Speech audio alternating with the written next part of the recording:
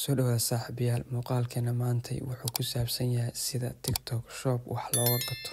Runtii haddii aad dhamaystid muuqaalkan waxaan aaminsanahay wax badan inuu kaa saacidi doono, faham badan oo kaa siinayo habka wax looga iibsado TikTok.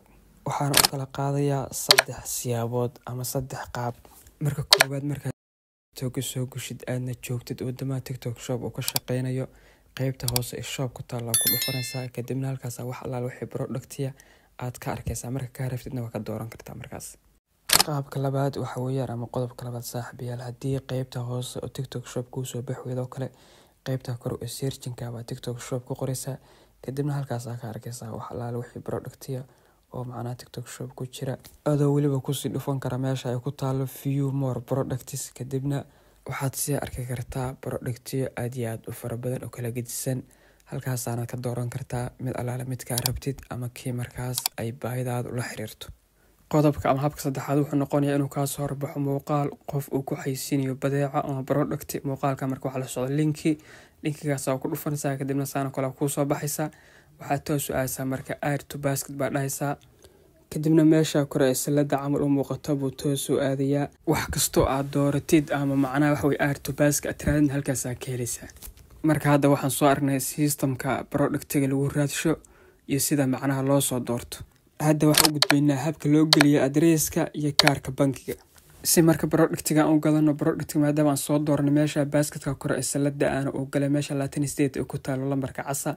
kadib waxaan helaynaa productiga aan soo doornay mid kamid ah hadda kabahaas oo kale ku jira aniga aan soo doortay, kabtii baan tick saaray, kadibna meesha hoose check out ku taalo ku dhuftay.